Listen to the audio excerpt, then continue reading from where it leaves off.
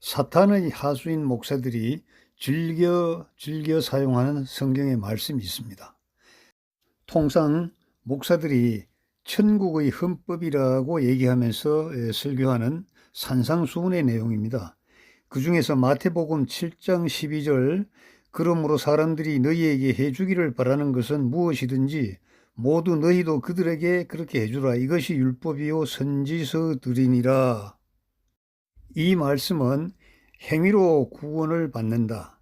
선한 행위가 있어야 구원을 받는다는 그러한 행위 구원을 가르치는 것인데 이것은 우리가 사는 교회 시대, 은혜 시대의 구원과는 맞지 않는 얘기입니다. 그런데 많은 목사들이 이 구절을 얘기하면서 천국의 헌법이라고 이대로만 살면은 이 땅에 평화가 오고 이 땅에 분쟁이 그치고 전쟁도 그친다고 이렇게 얘기를 합니다. 교리적으로 이거는 분명히 우리가 살고 있는 교회 시대 은혜로 구원을 받는 이 시대의 말씀은 분명히 아니기 때문에 이것을 강조하는 사람은 사탄의 하수인 목사거나 아니면은 천지분간을 못하는 목사임이 분명합니다. 그리고 고린도전서 13장 정말 아름다운 말씀이죠. 참된 그리스도인의 사랑의 본질을 설파한 그 말씀입니다. 그런데 이 말씀은 구원받지 않은 사람들에게는 절대 적용되지 않습니다. 이제 믿음, 소망, 사랑 이 세 가지가 있으나 이 중에서 가장 위대한 것은 사랑이니라. 고린도전서 13장 13절인데요. 고린도전서 13장 전체가 참된 그리스도인의 사랑의 본질을 설명한 말씀입니다. 이것은 구원받지 않은 사람들에게는 절대 적용받을 수 없는 내용이라는 것을 우리가 잘 알아둬야 합니다. 그리고 사도행전 2장 38절의 말씀인데요. 베드로가 그들에게 답변하기를 회개하라. 그리고 죄들을 사함 받은 것으로 인하여 너희 각자는 예수 그리스도의 이름으로 침례를 받으라.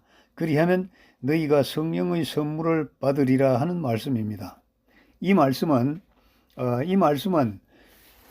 우리 개인이 아니라 이스라엘 민족에게 주어진 그러한 말씀입니다. 이스라엘 민족들이 그 구원을 받는 그 말씀을 베드로가 설명한 것인데 이것을 지금 은혜의 교회 시대에 사는 우리 각인에게 적용하여 이렇게 하면 구원을 받는다. 성령의 선물을 받는다. 이렇게 해석하면 안 되는데 사실 기도원이나 많은 우리 교회 부흥회 가보면 이 말씀을 너무나 많이 이끌어와서 이용하고 있습니다. 여러분 절대로 그렇게 하면 안 됩니다. 이 말씀은 육하 원칙에 의해서 누구에게 왜 주어졌는지가 분명하게 함의되어 있습니다. 그것을 캐치하고 찾아야 합니다. 마가복음 16장 16절은 믿고 침례를 받는 자는 구원을 받을 것이나 믿지 않는 자는 정죄함을 받으리라는 말씀입니다. 이 말씀 역시 우리에게 해당되지 않는 겁니다.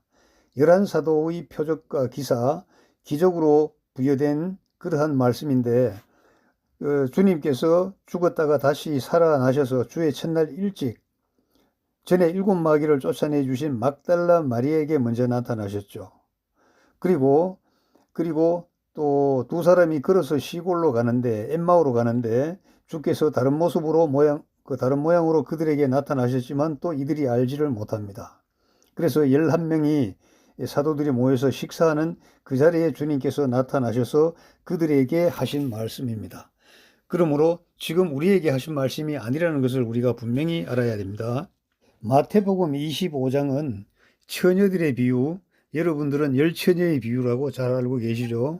그 다음에 달란트의 비유, 그리고 이방 나라들의 심판에 대한 그 주님의 말씀인데 이 말씀 역시 행위로 구원을 받는 그러한 이론입니다. 그래서 은혜로 구원을 받는 지금 우리 교회 시대 성도들에게는 전혀 해당이 되지 않는 내용이죠. 그래서 마태복음은 이 과도기적인 그러한 성경이라고 얘기하는데 뭐가 과도기인가? 어디서 어디로 넘어가는 그 과도기인가? 이것을 잘 분별하고 그럼 이 말씀이 누구에게 주어진 말씀인가? 이것도 확실하게 생각을 해야 됩니다. 그리고 왜 이 말씀을 주어졌는지도 생각을 해야 됩니다. 마태복음은 유대 땅에 천국을 건설하러 오신 우리 메시아 주 예수 그리스도를 이들이 살해해 버렸습니다. 거부하고요. 그래서 이들이 겪어야 될 저 천년 왕국 이전의 대환란 시대 또 그 이전의 현실 역사 속에서 그들이 고난의 그 때를 겪어야 되는데 그 내용을 강조한 내용입니다. 그리고 여기 25장 이 말씀은 현재 우리 은혜로 구원을 받는 교회 시대 말씀이 아니고요. 나중에 그 이스라엘 민족들이 겪어야 될 그러한 말씀을 여기서 설명을 하고 계신 것입니다. 야고보서 2장 전체의 말씀도 행위로 의롭게 되는, 행위로 구원을 받는 그러한 말씀이기 때문에 현재 은혜로 구원받는 우리 교회 시대의 우리 성도들에게는 해당되지 않는 말씀입니다. 베드로전서 3장 21절은 물은 예수 그리스도의 부활하심으로 인하여 이제 우리를 구원하는 모형이니 곧 침례라 괄호하고 이것은 육체의 더러움을 제거하는 것이 아니라 하나님을 향한 선한 양심의 응답이라 가로 닫고 베드로전서 3장 21절입니다. 이것은 침례가 하늘나라로 데려갈 수 있다고 생각하게 만드는 이 반쪽짜리 구절입니다. 그런데 침례 행위로 구원받고 하늘나라로 갈 수 있다. 자꾸 이렇게 강조를 합니다. 침례에 의한 구원, 침례의 행위에 의한 구원을 가리키는 이 반쪽짜리 그러한 주장들을 여러분들은 분별할 필요가 있습니다. 만일 죽은 자들이 도무지 살아나지 못한다면 죽은 자들을 인하여 침례를 받는 사람들은 무슨 일을 하겠느냐? 어찌하여 그들이 죽은 자들을 인하여 침례를 받겠느냐? 고린도전서 15장 29절의 말씀입니다. 이 말씀은 신중하게 읽어야 합니다.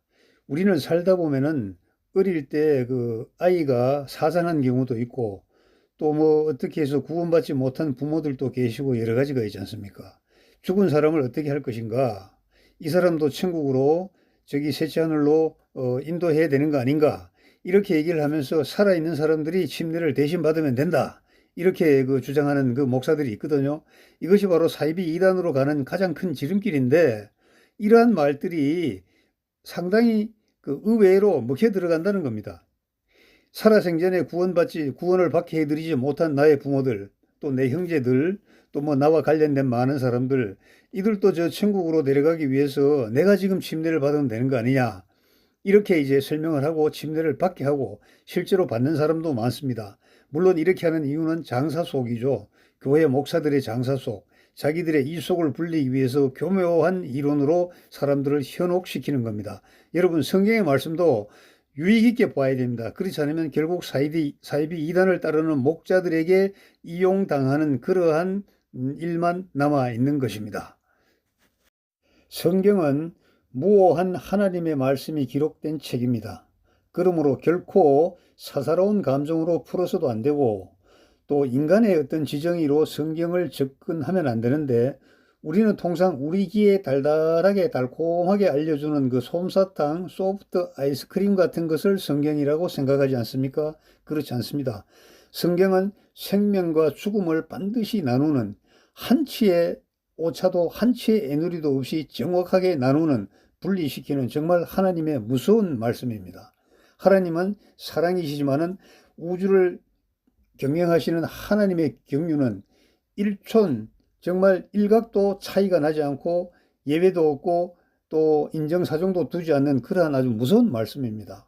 그래서 우리가 영원한 저 세상, 우리 셋째 하늘, 또 우리 우주의 행성에 우리가 안착하여 살 때 정확하게 더 깨닫게 되는 그러한 말씀인 것입니다.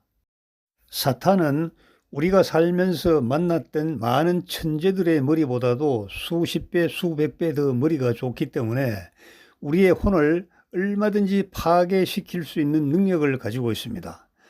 사탄은 전혀 엉뚱한 소리로 우리를 파괴하는 게 아니고 하나님의 말씀을 들고 나와서 우리를 파괴해 버립니다. 말씀 중에서도 현재 우리에게 적용되지 않는 말씀을 적용된다고 가르치는 것이죠. 분별 없는 목사들이 그 사탄의 유혹을 따라서 그대로 가르치고 짓거립니다. 결국은요, 그 말을 듣는 많은 사람들을 천당으로 인도하는 것이 아니고 결국은 지옥으로 몰아내 버립니다. 이것이 바로 사탄의 마귀 계략인데 여기에 우리가 속으면 아니 되겠습니다. 감사합니다.